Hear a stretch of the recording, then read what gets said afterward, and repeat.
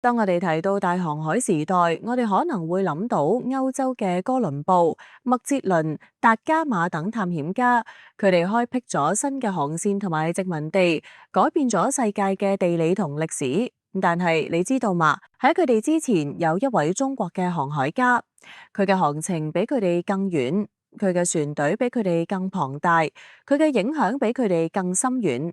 佢就係明朝嘅鄭和，世界大航海時代嘅真正鼻祖。鄭和七下西洋，走訪咗30幾個國家同地區，從東南亞到印度洋，從中東到非洲，從紅海到地中海，展示咗中國嘅文化同實力，促進咗中外嘅貿易同交流。喺佢嘅航海歷程中，有一件事情好少為人所知。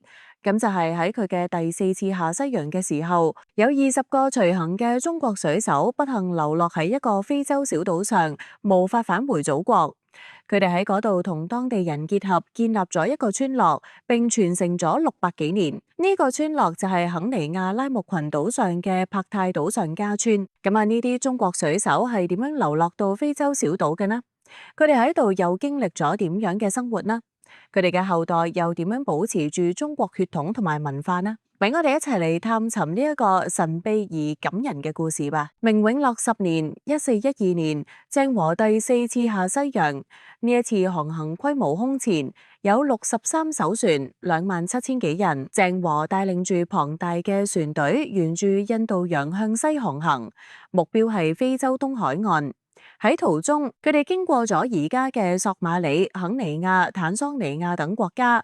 喺肯尼亞境內有一個由幾十個小島組成嘅群島，叫做拉木群島。呢一度係鄭和下西洋嘅重要停靠點之一。然而係1413年1月份，當鄭和嘅船隊從拉木群島出發嘅時候，卻遭遇咗一場突如其來嘅風暴。風暴十分猛烈，將船隊打散，其中一艘大船被風浪捲走，拗到咗拉木群島附近嘅一個小島上。呢一個小島就係柏泰島。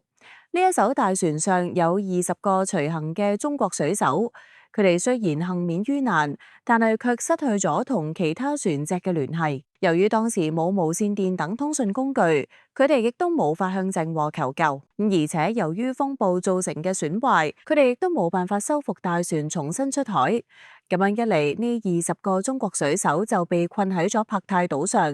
佢哋面對住一個陌生而荒涼嘅環境，冇任何生活物資同埋援助，佢哋只能依靠自己嘅智慧同埋勇氣，尋找食物同埋水源，建造簡易嘅住所，保護自己免受野獸同疾病嘅侵害。佢哋亦都唔知道自己能唔能夠再返到祖國，能唔能夠再見到親人。佢哋只能夠抱住一絲希望，等待住奇蹟嘅發生。柏泰島雖然細，但係並唔係冇人居住嘅。喺呢一個島上，仲有一啲當地嘅黑人部族，佢哋嘅生活方式十分原始，冇文字，冇農業，冇金屬工具，佢哋靠打獵同埋採集維持生活，住喺用樹枝同草編織嘅茅屋裏邊。佢哋對外界嘅事物一無所知，亦都從未見過其他種族嘅人。當呢啲黑人部族發現咗呢20個中國水手嘅時候，佢哋感到咗驚訝同埋好奇。佢哋從未見過咁嘅人，佢哋嘅膚色、眼睛、頭髮、衣服都同自己唔同。佢哋唔知道呢啲人係從邊度嚟嘅，係敵係友，係神係鬼。佢哋用自己嘅語言同埋手勢試圖同呢啲人溝通，但係冇任何效果。呢20個中國水手亦都同樣感到困惑同埋警惕。佢哋唔知道呢啲人嘅意圖同埋習慣，亦都唔敢輕易接近佢哋。然而喺經過咗一段時間嘅觀察同埋接觸之後，雙方都發現咗對方並冇敵意同埋危險。相反，佢哋都有住共同嘅需求同埋情感。佢哋都需要食物同水，都需要安全同埋溫暖，都需要友誼同埋愛情。於是佢哋開始互相幫助同埋學習。中國水手教會咗黑人部族點樣種植稻米、玉米、芋頭等作物，點樣製作陶器、紡織品、漁網等工具，點樣使用中草藥治療傷病等等。黑人部族則教會咗中國水手點樣熟悉當地嘅地形、氣候、動植物、點樣使用弓箭、投石器等武器捕獵野獸，點樣用火把驅趕夜晚嘅危險等等。喺咁樣嘅互動中，雙方逐漸消除咗隔閡同埋恐懼，建立咗信任同埋友誼。更重要嘅係喺咁樣嘅互動中，雙方仲產生咗愛情。有啲中國水手被黑人部族中嘅姑娘所吸引。有啲黑人姑娘亦都被中國水手所傾心，佢哋不顧種族同文化嘅差異，勇敢地追求自己嘅幸福。佢哋結為夫妻，喺島上安家樂戶，生兒育女。就咁樣，喺一個偏遠而孤寂嘅小島上，一段跨越種族嘅愛情誕生咗。呢一段愛情唔單止改變咗呢20個中國水手嘅命運，亦都改變咗帕泰島上所有人嘅命運。隨住時間嘅推移，呢20個中國水手喺帕泰島上建立咗一個村落。呢個村落被稱為上家村，意思係高處嘅村子。因為佢位於島嘅高處，可以俯瞰整個島嶼嘅風光。上家村嘅居民係中國水手同黑人部族嘅混血後代，佢哋有住唔同於其他島民嘅特徵。佢哋嘅膚色比其他黑人更淺。佢哋嘅眼睛比其他中國人更大，佢哋嘅頭髮比其他人更捲，佢哋亦都有住唔同於其他島民嘅文化。佢哋既保留咗中國嘅傳統同埋習俗，又融合咗非洲嘅風俗同埋信仰。佢哋既會話中文，又會話斯瓦希里語。佢哋既信奉基督教，又信奉伊斯蘭教。上家村嘅居民以農業同漁業為主要生活來源。佢哋種植咗各種作物，如稻米、玉米、芋頭、香蕉、芒果等。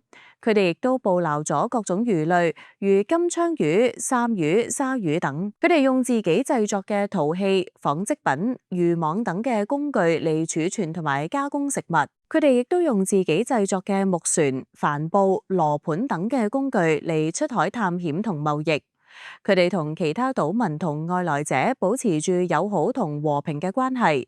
佢哋亦都經常參與當地嘅節慶同活動。上家村嘅居民對自己嘅祖先同埋故事感到自豪同埋敬畏。佢哋用口頭同埋書面嘅方式嚟傳承同埋記錄自己嘅歷史同埋文化。佢哋詳細咁記載咗上家村嘅起源、發展、風俗、人物等嘅內容。就咁樣，喺一個偏遠而孤寂嘅小島上，一個融合中非文化嘅村落誕生咗。呢個村落不單止見證咗一段跨越種族嘅愛情，亦都見證咗一段跨越時空嘅傳奇。上家村雖然有住咁神奇而感人嘅故事，但係卻好少為人所知。呢個係因為佢位於一個偏僻而隱蔽嘅地方，冇任何標誌或者路牌指示佢嘅位置。佢亦都冇任何同外界聯繫或者交流嘅渠道或者機構，只能夠依靠偶爾來訪嘅旅行者或者商人傳播佢嘅消息。佢亦都冇任何引起注意或者興趣嘅特色或者係景點，只能夠靠自己保持佢嘅淳樸同埋神秘。然而喺21世紀初期，上家村卻被一啲有緣人發現咗。原因係一位叫謝里夫嘅非洲女孩踏入咗中國嘅土地，尋根問祖。人們對佢口中嘅祖先產生咗好奇，亦都知曉咗嚟自600年前嗰段神奇嘅歷史。一啲感興趣嘅人喺做相關研究或者報道嗰陣，知道咗上家村嘅存在，並決定親自去探訪呢個奇特而迷人嘅地方。佢哋喺當地揾到咗一啲斜道，沿住曲折而艱險嘅小路，嚟到咗上家村。當佢哋睇到上家村嘅景象嘅時候，佢哋都感到咗驚訝同埋震撼。佢哋睇到咗一個充滿咗中非風情嘅村落，佢哋睇到咗一群擁有住中非特徵嘅人們，佢哋睇到咗一份蘊含住中非歷史嘅文獻。佢哋冇辦法相信自己嘅眼睛，呢個係一個幾咁神奇而美麗嘅發現啦！佢哋同上家村嘅居民進行咗友好同熱情嘅交流。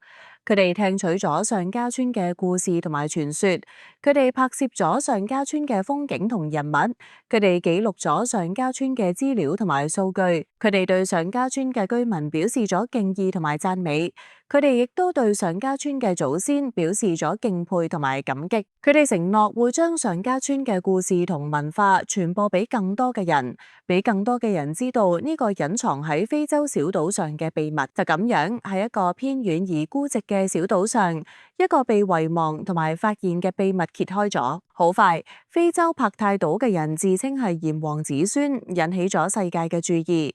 考古學家同埋記者不約而同咁嚟到咗此地，連美國嘅《紐約時報》亦都出咗一篇專題，分析佢哋嘅祖先。我哋希望通過呢一篇文章，能夠俾更多嘅人知道上家村呢一個存在於非洲小島上嘅秘密，能夠俾更多嘅人感受到上家村呢一個蘊含住中非文化嘅魅力，能夠俾更多嘅人理解到上家村呢個見證住中非歷史嘅意義。